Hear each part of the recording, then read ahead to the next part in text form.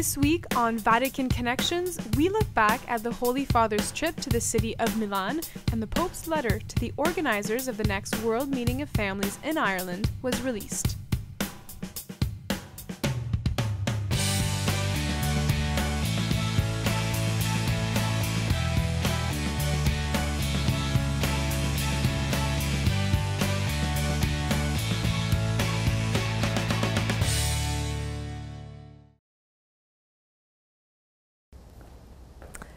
Hello and welcome to Vatican Connections. I'm Emily Callan.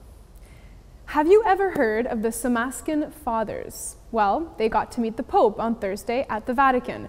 The Holy Father receives many and varying kinds of religious orders for private audiences, but it's always an exceptional opportunity. The Somascan Fathers were holding their general chapter in Rome. They're also known as the Company of the Servants of the Poor, and they were founded in the 16th century by Saint Jerome Emiliani in Venice. The company took on the name Somascan after the village of Somasca, where Saint Jerome established its first headquarters. So in his address to the fathers and the brothers of the order, Pope Francis spoke about their founder, encouraging them to go back to the original inspirations of their order. Referring to the motto of their general chapter, "Let us go to the other side of the lake with our brothers with whom we want to live and die," the Pope said it refers to a crucial passage in the history of their institute.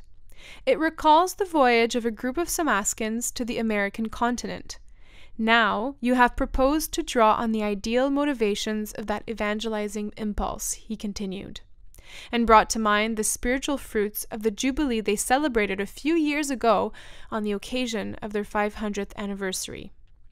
Their founder's motivation was the reform of the Church, which requires personal conversion.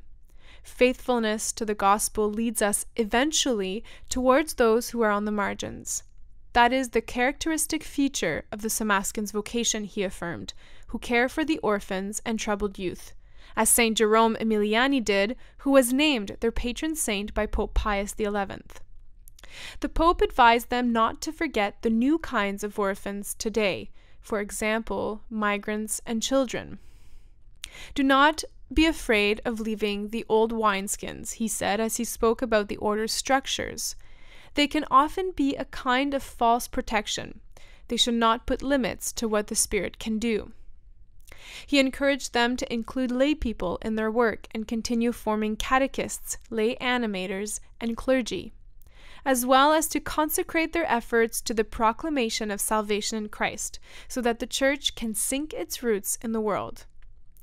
At the end of his address, the Holy Father underlined the contribution of the Somascan order in ecumenical dialogue, especially in Africa and Asia, which is part of their mission to search for greater fidelity to the Lord. In August of 2018, the Archdiocese of Dublin will be welcoming the next World Meeting of Families, and Pope Francis just released a letter to the organizers. It was presented at the Vatican Press Office on Thursday by Archbishop Martin of Dublin and Cardinal Kevin Farrell, Prefect of the Dicastery for the Laity, Family and Life. In his letter, the Pope stresses that the Church must go out to the peripheries of society, to those families who have lost their way or who do not go to church anymore. The Archbishop spoke about the situation of Ireland today. With the growing secularization, he said there's an opportunity to again show the crucial role of the family in society. It would also be an opportunity, they said, during this next World Meeting of Families to deepen their understanding of Amoris Laetitia, the Pope's most recent apostolic exhortation. Nothing was said about the Holy Father actually attending the Congress in Ireland yet, but there is still hope. On Wednesday, and just before his weekly general audience, the Holy Father greeted participants in an interreligious meeting held in Rome.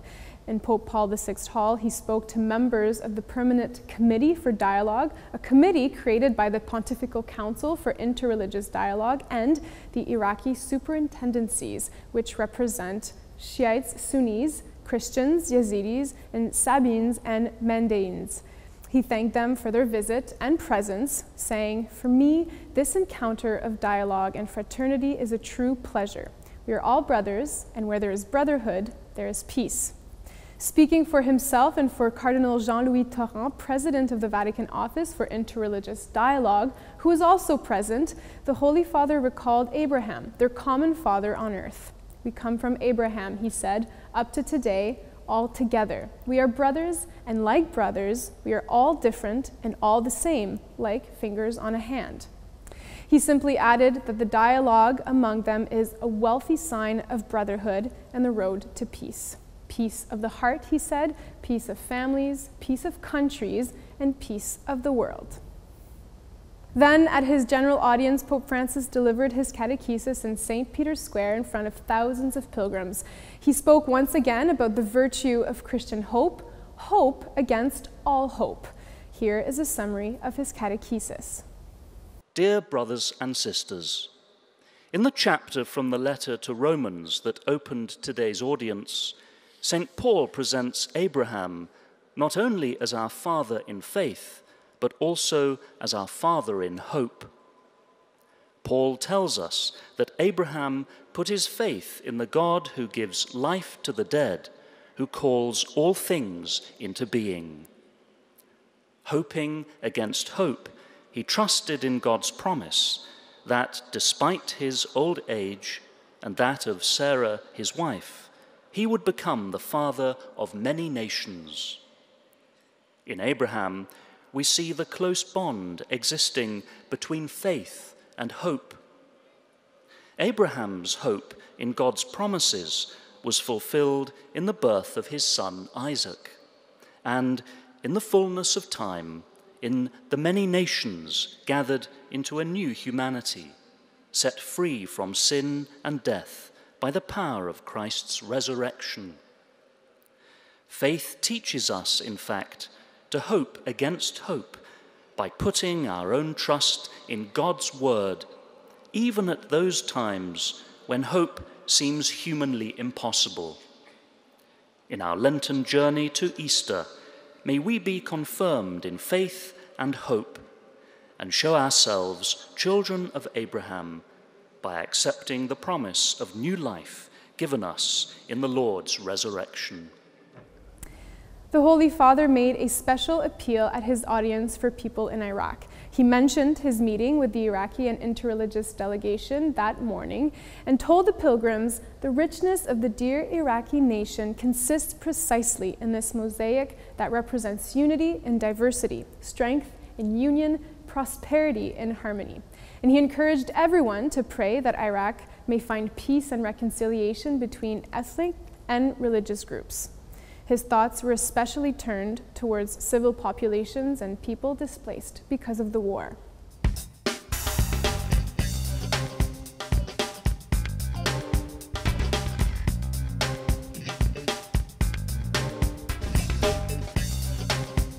Years ago, on March 26, 1967, Pope Paul VI promulgated Populorum Progressio, an encyclical on the development of peoples. It was released shortly after the Second Vatican Council and has been one of the most important documents on the Catholic social teaching. Last weekend, Pope Francis went to Milan. It was one of his most important pastoral visits. He spent one full day in the second largest city in Italy and had a packed schedule. I got to sit down with Matteo Ciofi to understand why this visit was so different than the others.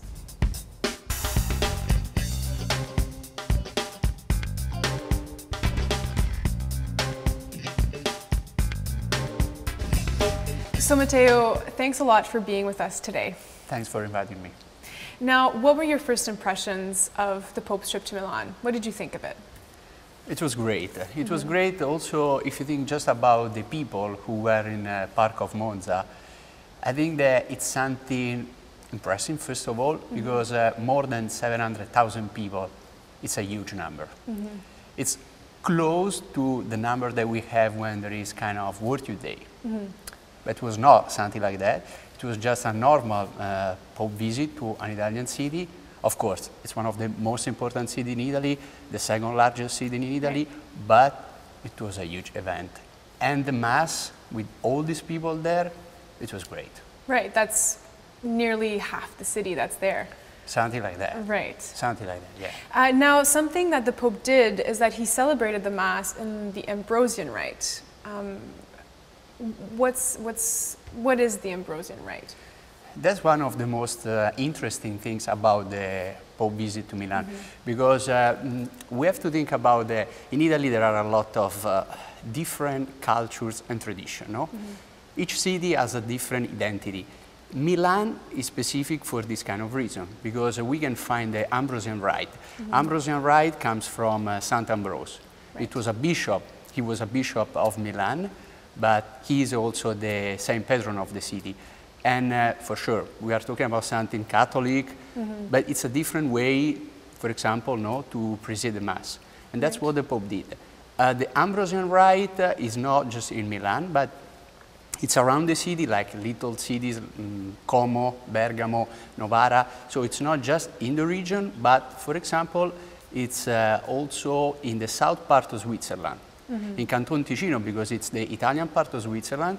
And in Lugano, there are like 50 parishes doing the Ambrosian Rite. Okay. So I think it's interesting also for that, no? Because it's something that you cannot see every day. Right. For example, this Sunday, when the Pope is going to Carpi, yeah, we will see something normal, as usual, yes, like the Roman Rite, and not the Ambrosian one. Right. So it's another thing that we have to think, no? Yeah, so the Pope was following the traditions of the place that he was visiting this time. Exactly. Right. Exactly.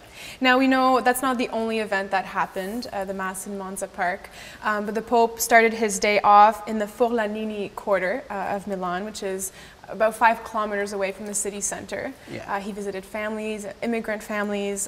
He then went to the Duomo to visit religious and priests. He prayed the Angelus with the residents, and then later in the day, he visited with prisoners and young people. These are typical events, things that the Pope has a habit of doing when he does these pastoral visits. What was special, though, throughout this day? What was unique about these events this time around? As I said before, the Mass for sure, just thinking about the number of the people there. Then also the event in the stadium, no? 8,000 people there. It was another great thing. The Pope went to the prison in San Vittore, and we don't know exactly what happened, because we don't have official statement or a transcript of a speech that he gave. Yeah. But we know what he said. It's not something new, but he said, "I feel at home." So, and it's something, no, that give you an idea, and it's a kind of classic thing of the Pope Francis way, you know, to be close to the poor people, close to people who have problems, like in this situation. So it's something not new, but it's something that can give us the idea of the, the Pope way. So now. The Pope going to Milan, an event that doesn't happen a lot. What was significant about Pope Francis going to this city this time around, apart from it being the second largest city in Italy? There are a lot of things to say about that. For example, I want to tell you just one thing, thinking about the history, Right. So Pope Francis was the 4th Pope going to Milan and walking inside, walking through the Duomo, the cathedral of the city, the 4th Pope in the last 600 years. Really? So we know that Pope Martino V went to Milan in the Duomo in 1418. Then John Paul II in 83 and 84, so it was something unique, twice in 2 years, and then Pope Benedict in 2012 for the World Meeting Family. So if we think about the last 34 years, it was the 4th Pope visit to Milan. And it's strange to think about that the Pope doesn't go so often to the 2nd largest city in Italy. And that's something important that we have to keep in mind. Okay, great. Thank you very much. It was a pleasure. Matteo spoke about the large number of people gathered in Monza Park in Milan to celebrate Mass with Pope Francis. It was one of the main highlights of his visit, and the Mass took place following his meeting with prisoners at San Vittore prison. In his homily, he focused on the angel's response to Mary at the Annunciation. how nothing is impossible to God. Here's a summary of his words. In parallel with the Annunciation is the announcement of the birth of John the Baptist. But both events, said the Holy Father, shows us what God gives us in his Son. The Annunciation of John the Baptist happens in a temple, and the Annunciation of Jesus happens in a peripheral city of Galilee. But what this indicates, he said, is that the new encounter of God with his people takes place where we would least expect it. It also signifies that God is the one who takes the initiative and chooses to insert himself in our homes, in our daily struggles, in our cities, our schools and universities, our squares, and our hospitals. But with God inserting himself into our lives, we can be at a loss, the Pope admitted, like Mary. There is speculation about everything, and there can be a loss of hope and joy when challenges arise. The Pope asked the faithful, how is it possible to live the joy of the gospel today within our cities? Is Christian hope possible in this situation, here and now? He told them that confusing or difficult situations need to be looked at with audacity, the audacity of one who knows that the joy of salvation takes shape in the daily life of the home of a girl of Nazareth. There are 3 steps in being able to accept the situation or the mission entrusted to each person. First, to evoke the memory of where we came from and see how far we've come. Second, remembering our belonging to the people of God and that all are members. And finally, to recall the angel's answer to Mary, that nothing is impossible to God, and to let go of our belief that everything depends on our own strength and capacities. Rather, the Pope stressed, when we open ourselves to grace, it seems that the impossible begins to become possible. Then he spoke of Milan, of its lands, saying, these lands know this well, that in the course of their history, overcoming sterile and divisive pessimism, they opened themselves to God's initiative and became signs of how fruitful a land can be, that is not closed in its own ideas and its limitations and its capacities, but open to others.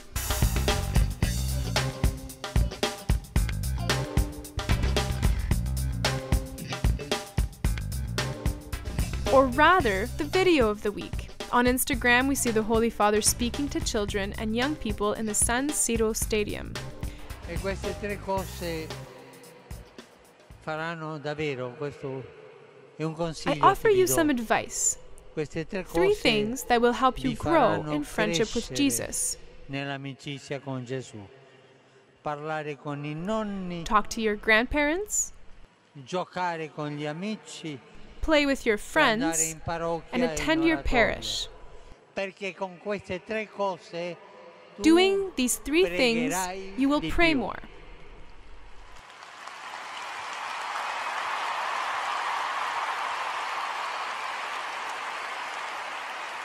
E la preghiera è quel filo che unisce And prayer le is 3 the thread cose. which unites all Grazie. 3. Thank you.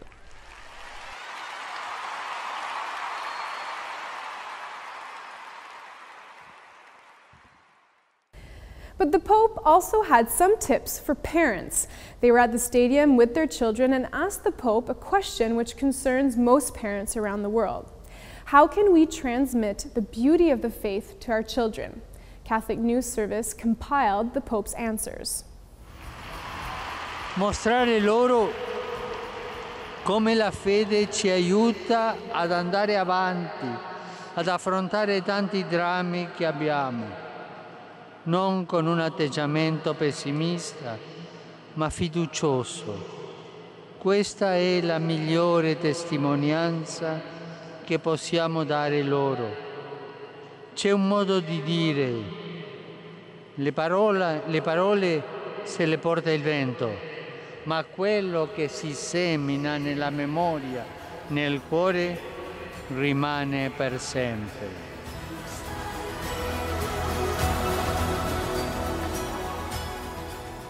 Molte famiglie hanno una tradizione molto bella ed è andare insieme a messa e dopo vanno a un parco, portano i figli a giocare insieme. così che la fede diventa un'esigenza della famiglia con altre famiglie, con gli amici, famiglie amiche. Questo è bello e aiuta a vivere il comandamento di santificare le feste.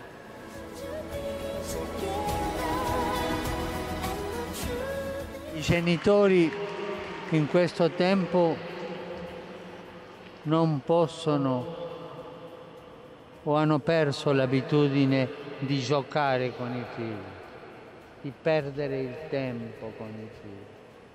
Un papà una volta mi ha detto: padre, quando io parto al lavoro ancora stanno a letto e quando torno tarda serata già sono a letto. Li vedo soltanto i giorni festivi. È brutto, eh? Ma è questa vita che ci toglie l'umanità. Ma portate questo in mente: giocare con i figli, perdere il tempo con i figli e trasmettere la fede anche.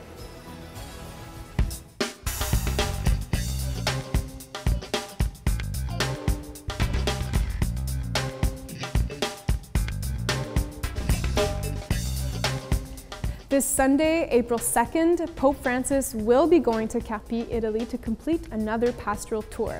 The town is situated in the north of the country and has a population of about 70,000. The town was struck by an earthquake in 2012 which killed more than 20 people. He will be stopping at the Cathedral of Mirandola and other sites damaged by the earthquake, as well as celebrate Mass, meet priests and religious, and pray the Angelus.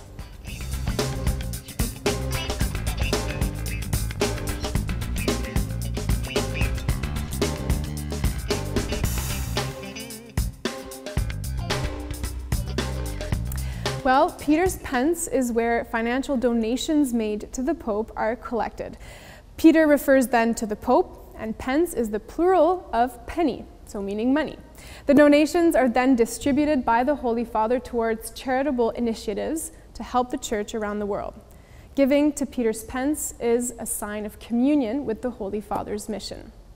And just this past week, the Vatican announced that Peterspence will be getting its own Twitter and Instagram accounts at obulus_en and obulus_va.